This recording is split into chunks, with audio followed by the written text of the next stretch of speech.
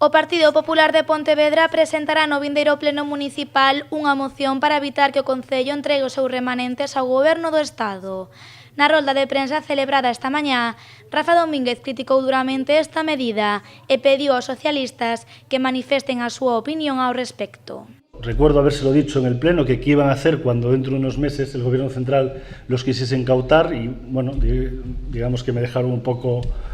no me trataron de loco, pero sí que no me hicieron mucho caso y en este momento se ha corroborado lo que yo dije en aquel momento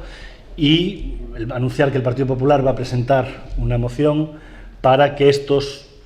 ahorros de los concellos, en este caso los ahorros del Concello de Pontevedra, no sean incautados por el Gobierno Central. O voceiro popular aplaudiu a decisión do Bloque Nacionalista Galego de posicionarse en contra do acordo adoptado polo Goberno e pola FEMP sobre os remanentes. Por iso, Domínguez entende que o partido liderado por Lores votará a favor da súa moción. No hay que olvidarse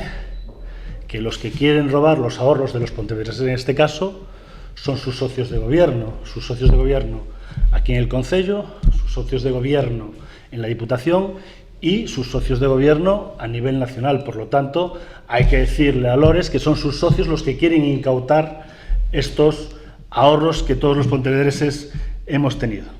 Outro dos asuntos que se debaterá no vindeiro pleno municipal é a Ordenanza de Mobilidade, un documento que espertou o malestar de numerosos colectivos e que foi criticado esta mañá polo presidente do Partido Popular de Pontevedra. Lores no ha querido negociar absolutamente con nadie, no ha tenido la capacidad negociadora ni con el Partido Popular, que es el principal grupo de la oposición, que se abstuvo en un primer borrador porque queríamos enriquecerla, ni con múltiples asociaciones a las que hemos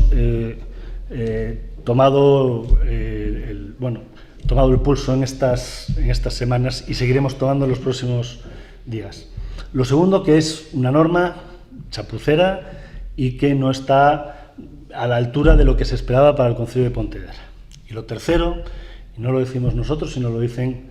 organizaciones como Amizade, que es claramente discriminatoria con aquellos que tienen mayor problemas a nivel de discapacidad. Neste sentido, os populares sitúanse do lado dos colectivos afectados pola nova normativa e aseguran que votarán en contra desta ordenanza na próxima sesión plenaria.